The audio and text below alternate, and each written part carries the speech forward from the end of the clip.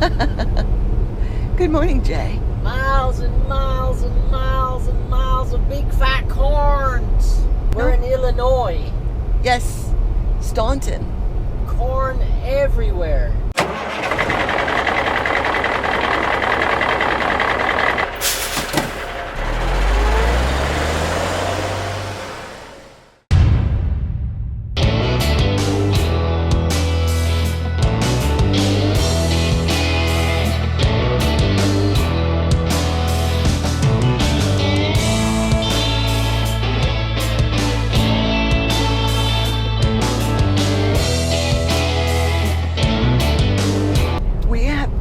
Educating ourselves on the political goings on and have come to the conclusion that we should have certain positions in this next administration. Cabinet. Yes. Cabinet Well, level. I should be Secretary of Transportation. I could do a lot of good there. Yeah. Fix a lot of these silly problems. Educate. We have a position for Jay as well. Yeah. That would work extremely well. Two. Possibly. He's gonna have I could to certainly do one of them and then advise on the other. on the other. Agriculture, Secretary of Agriculture, and Secretary of Energy. That's right. Because each of them could revolutionize the economy. Together, it would just be so incredibly beneficial to the United States, our national security, and the strengthening and growth of our economy.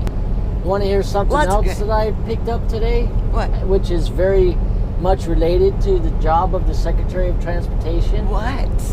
The idea that we need 8 hours of uninterrupted sleep every day is a myth.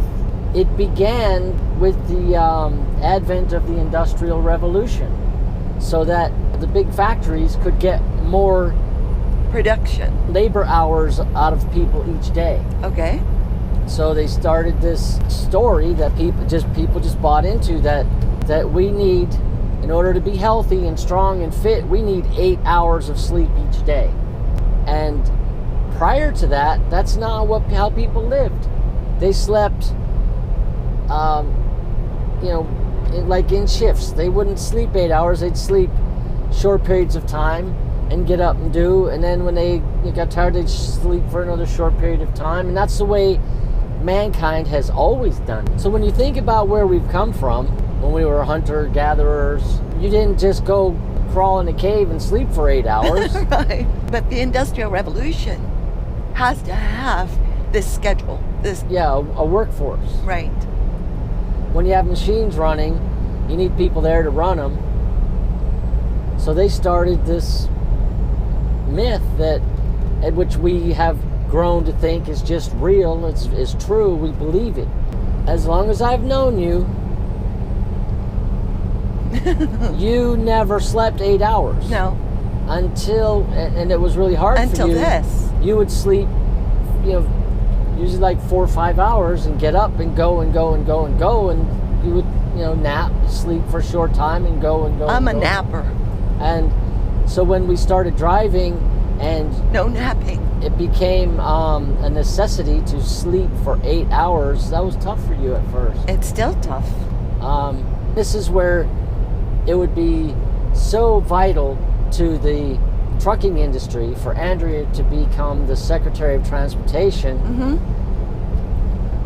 Because you're forced into this cycle that is unnatural and may not be, is not safer. Exactly. The Department of Transportation, they're saying everybody is the same. Yes, they are. And it's just not the way it is. The Department of Transportation still has not proven that it makes the road safer by forcing the schedule on people. Right. So that's one of the first things, as your Secretary of Transportation, that we would address. We would repeal. Yes. So let's talk about the first thing you do as Secretary of Agriculture. The first thing I would do as Secretary of Agriculture is the growth of hemp. Yes. As an industrial agricultural product. Yes. because, number one, before it was outlawed in the 1940s, hemp was the farmer's best friend. Yes. It was a cash crop. Farmers were making money. They were not deep in debt. Because it's used for so many things. All of military uniforms were made from hemp cloth. Ropes. Up until including through World War II, the Prohibition came after World War II. Right. Up until then, U.S. Navy was the hemp farmer's biggest customer. Yes. Uniforms, ropes, sails, everything was made from hemp. Yeah. It is so much stronger than any other plant fiber. Yep, it's better quality. It lasts longer, it's stronger, it's...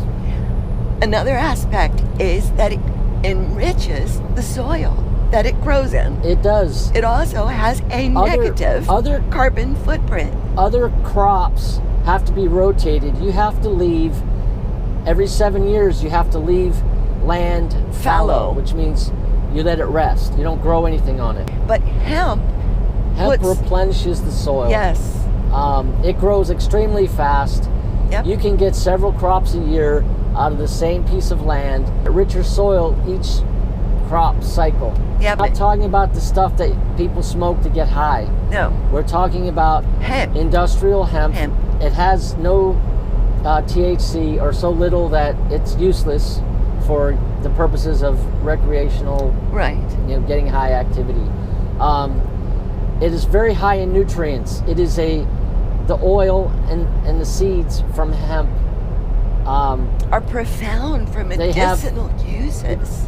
Extremely high in nutrients. Wonderful food nutrient supplement. Also, the oil is for medicinal uses. For things that people are dying of every day, they can use this oil and things like cancers and all kinds of different degenerative conditions. It will just, it helps the body to heal itself and quite rapidly. So those are my top few things about why hemp is so good. Think about the jobs it would create. You can make incredible building materials out of building hemp. Materials. It would revive the textile industry in this country. It would bring it back. The manufacturing infrastructure would have to be built to begin making textiles again here domestically. Incredible cloth. It makes the most superb fabric, like heavy-duty grade work clothes to the finest, most elegant garments can be made from hemp fiber. And it could all be done right here. It could. All of this could be done domestically. The numbers of jobs from farming it, harvesting it, making it into textiles, rope, all kinds of things, medicines and food. It can be used for fuel also to replace. We have biodiesel now made from corn and soybeans that the only reason that's happening is because it is completely subsidized by the federal government, which means billions of tax dollars are being given to farmers and the producers of biodiesel to make that work, because based on the marketplace, if the government was out of it, it could not be done. Because people don't grow things or manufacture things if they're not making a profit. They cannot. That's just the way business works. And biodiesel, the growth of corn and soy and the manufacture of biodiesel from those two grains, it will not work because no money is being made in and of itself. It's too expensive to convert them, to grow them and then convert them into biodiesel. So much money is lost. So the government's been pumping billions of dollars into it to keep it alive and saying, this will save us from, our dependence on foreign oil. Well, it's an unsustainable model. Yes. It's not working. And it's just making our debt grow at an astronomical rate. And hemp would help us not only to grow a plant that can be used for biodiesel, but that will also be able to make a profit on its own without any federal subsidies, Right. without the use of tax dollars, create thousands of jobs, Yes. thousands and thousands of jobs, create a need for a huge infrastructure for just the building of the equipment to harvest it, the people to run those machines and maintain them. John Deere and International Harvester are already equipped with the engineers. I mean, these machines exist in Europe and other places where they already grow hemp. Right. The harvesting machines, they can be built here, manufactured here. There's manufacturing jobs, new plants built, construction jobs, All kinds of new all kinds industry of jobs, and that's just could for. spring up just around this single crop. And then the textile mills would be built, engineers to design the plants, people to build the plants, and then people to work in the plants, and lots of jobs. Just the growing of hemp. Just the growing of hemp. And the plant itself scrubs the air clean. It does.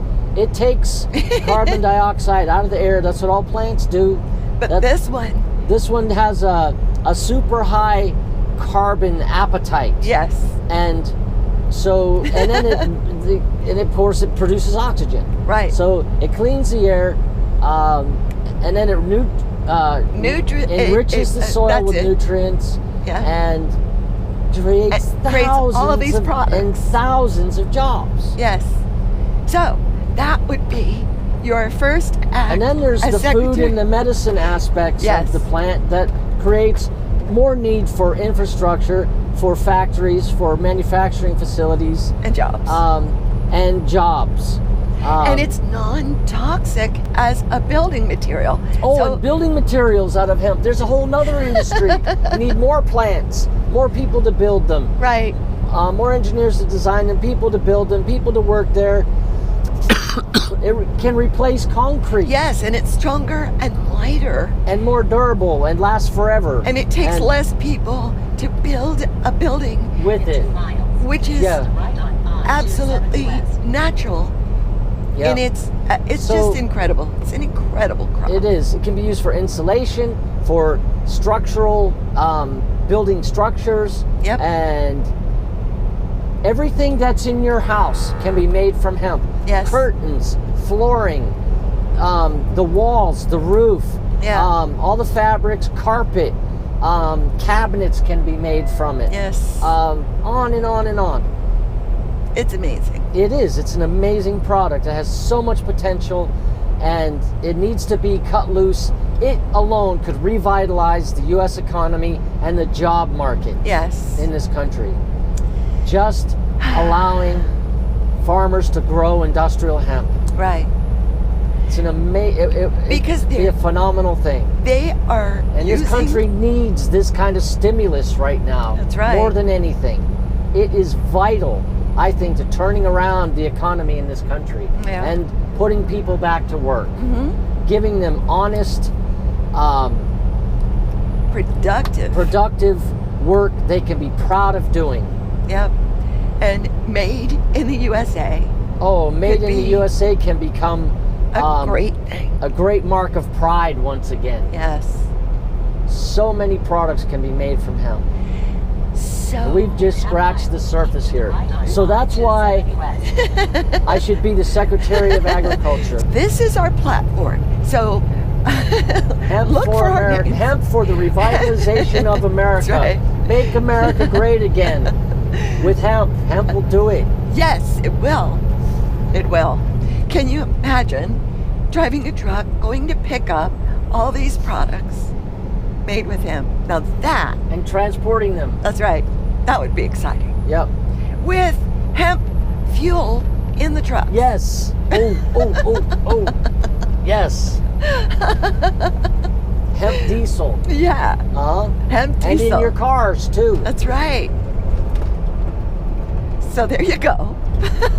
Thank you for joining us for our campaign. Yes. For public for office. Our official campaign We are platform. just hungry to be public servants. That's right. And to see truly great things happen in this country. Give back to this great country that has given so much to us. That's right. Through our lives. That's right. We love you. Bye.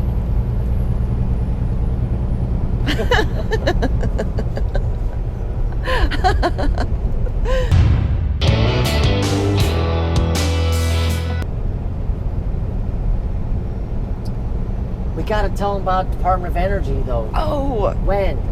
Do it now. And I'll make it now? a second. I'll make it this part 2. Part 2. Part 2. Okay.